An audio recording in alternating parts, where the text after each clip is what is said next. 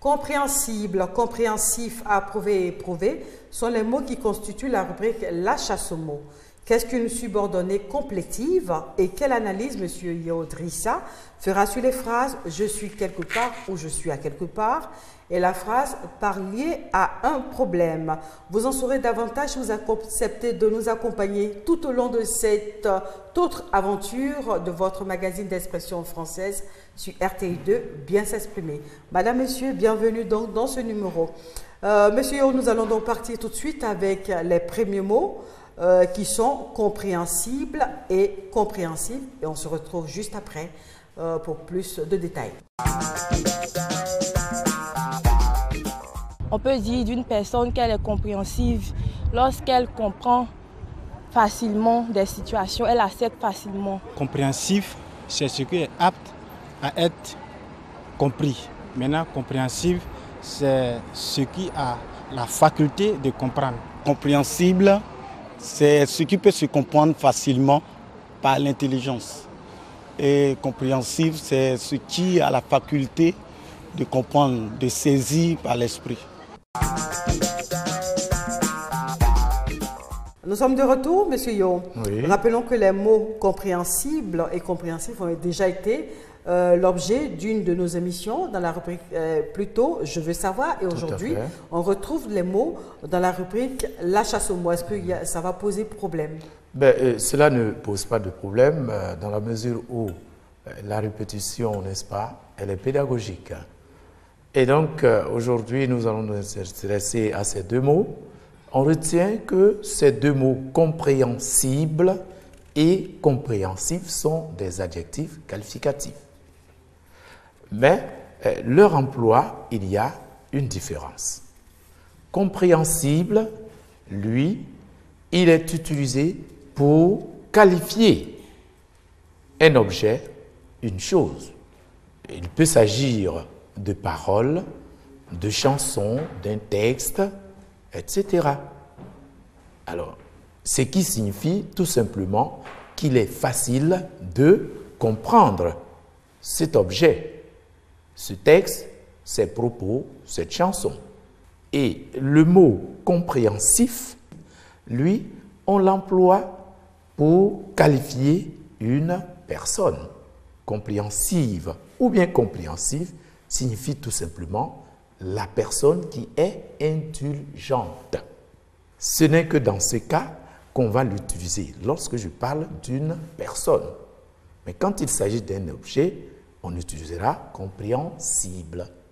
Bien, voilà. Après donc les mots compréhensibles et compréhensifs, nous allons poursuivre notre chasse aux mots. Et cette fois-ci, nous allons nous intéresser à d'autres mots qui sont approuvés et éprouvés. Comment certains usagers utilisent ces mots. Voici le second reportage de la rubrique La chasse aux mots. Approuver, c'est donner son accord, être d'accord par rapport à un sujet donné. Éprouver, c'est exprimer ce que l'on ressent à quelqu'un. Approuver, c'est être pour, c'est-à-dire consenti. Éprouver pour moi, c'est un ressentiment. Monsieur Yo, comment faire la distinction dans l'utilisation de ces mots approuver et éprouver, que nous savons déjà sont des verbes, et puis comment faire la distinction de ces deux mots? Alors, le premier, approuver, signifie tout simplement être du même avis que quelqu'un, n'est-ce pas? Partager le point de vue de quelqu'un. C'est être d'accord. Autrement dit, approuver, c'est adhérer. Par contre, éprouver, lui, contrairement à approuver, a plusieurs sens. Il signifie, dans certains cas, ressentir une émotion. Ainsi donc, je dirais, il éprouve, n'est-ce pas, de la joie à l'annonce, n'est-ce pas, de son admission. Éprouver, cela veut dire ressentir la joie, manifester le sentiment. Nous éprouvons un plaisir à partager quelques minutes avec les téléspectateurs. Exact. Pour leur permettre d'être au meilleur de leur forme lorsqu'ils s'expriment dans la langue française. Tout à fait. Et tout comme, on va compléter, allez-y, le même mot peut signifier tester. On va vous éprouver. Cela veut dire donc, on va tester, n'est-ce pas, vous soumettre, n'est-ce pas, à une expérience, à un essai, pour apprécier, n'est-ce pas, vos qualités, votre valeur. Nos capacités. Vos capacités. Là encore, c'est un autre sens du mot éprouver. Tout comme il peut signifier souffrir. Il y a un troisième sens. Par exemple, quelqu'un qui a été frappé par un malheur, on dira tout simplement, en le voyant, on dira, mais tiens, il a été éprouvé par le malheur qui l'a frappé. Alors vous comprenez donc que le mot éprouver, lui, il a plusieurs sens. Par contre, approuver, il n'a qu'un seul sens. Nous allons maintenant tourner la page de la rubrique La chasse aux mots pour nous intéresser à une autre page, oui, celle de la leçon du jour. Oui. Alors, qu'est-ce qu'une proposition subordonnée? Oui. Sa nature et sa fonction. Oui. Comment reconnaître que c'est une proposition subordonnée? Oui. Il existe combien de formes de propositions subordonnées? Merci. Dans la logique, n'est-ce pas, de l'étude des différentes propositions, aujourd'hui, nous allons effectivement parler des différentes propositions subordonnées complétives. Alors, la subordonnée complétive, comparativement à la subordonnée circonstancielle ou bien la subordonnée relative, on retient que ces subordonnées complétives ont un rôle essentiel, une fonction essentielle dans la phrase. Ce sont donc des subordonnées que l'on ne peut pas du tout supprimer dans la phrase, au risque, n'est-ce pas, de construire une phrase qui n'a pas de sens. Et donc, comme nous l'avons dit, on distingue différentes sortes de propositions subordonnées complétives. La première, la plus utilisée, c'est la subordonnée complétive introduite par la conjonction de subordination que. Et comme l'exemple que nous avons pris, les téléspectateurs pensent que cette émission est instructive. Après pense, qui est le premier verbe, on constate qu'il y a que.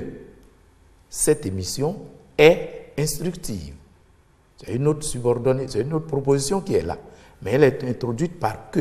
Et le que ici, je le répète, c'est une conjonction de subordination.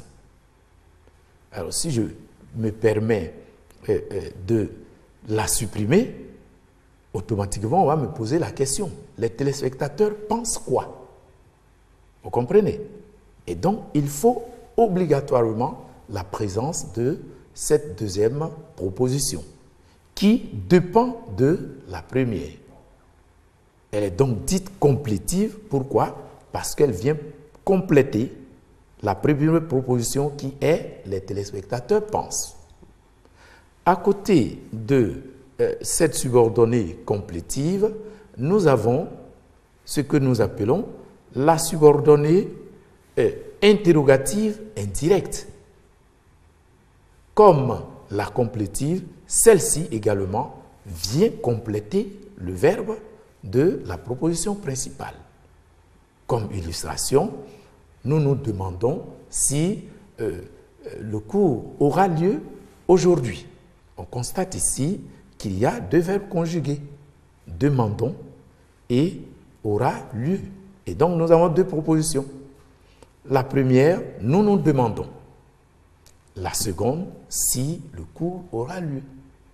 Cette seconde vient compléter la première qui est nous nous demandons. Mais vous constatez qu'elle est introduite par le mot si. S-I.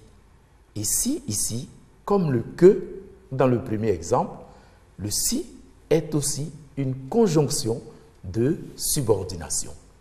Mais lorsque je prononce la phrase, vous sentez que c'est une interrogation. On s'interroge, mais de façon indirecte. Et dans ce cas, la phrase se termine par le point simple. Parce que c'est l'interrogation indirecte. Lorsque l'interrogation est indirecte, à la fin, on mettra le point d'interrogation. Mais ici, ce n'est pas le cas. Et la troisième subordonnée complétive, c'est laquelle? C'est ce que nous appelons la proposition subordonnée infinitive. Ce qui veut donc dire que cette proposition subordonnée contient un verbe à l'infinitif. Comme illustration, nous disons ceci: les enfants regardent l'avion décoller. Vous constatez ici, il y a le verbe regarde. Mais après regarde, qu'est-ce qu'on a? L'avion décoller. Décoller ici est le verbe. Il se termine par ER. Et je peux poser la question: les enfants regardent quoi? La réponse ici, c'est l'avion décoller. Et donc, l'avion décoller vient compléter la phrase, sinon la proposition principale, les enfants regardent. Et c'est que dans ce cas, comme le verbe ici est à l'infinitif, alors cette proposition, elle est dite infinitive.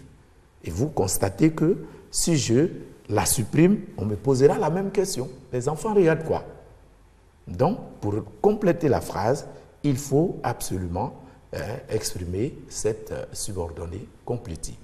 Ce sont là les trois propositions subordonnées complétives que l'on distingue.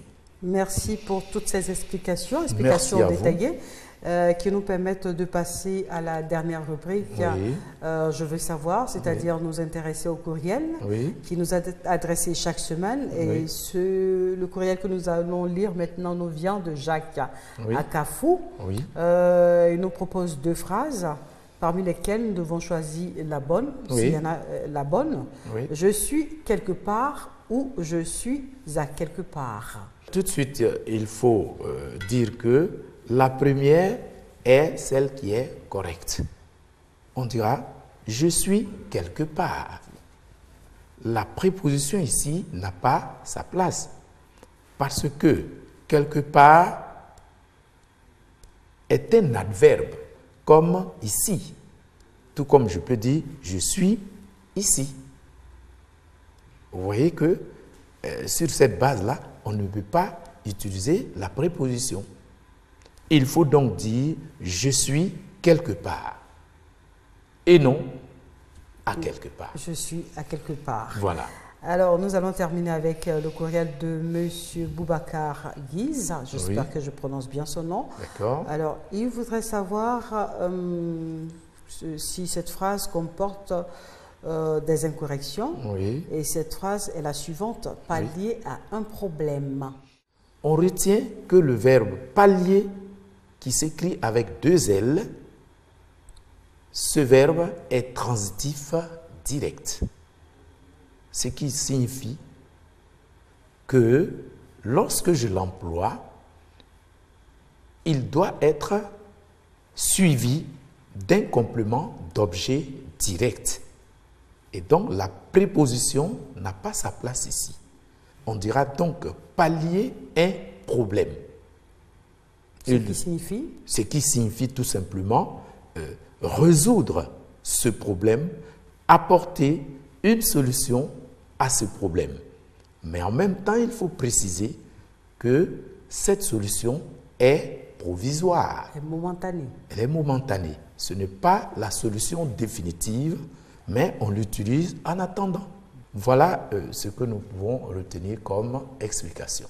Merci infiniment, M. Yo. Merci à vous, Caroline. Nous allons mettre un point final à cette émission, mais avant, permettez que j'offre cette citation de la poétesse et femme de lettres modernes, la princesse Constance de Salm, avec le mot « éprouver ». Un des plus poignants chagrins que l'on puisse éprouver est de voir que ceux à qui on a donné son entière confiance n'en étaient pas dignes. Merci. de votre fidélité et bonne suite de programme sur RTI2.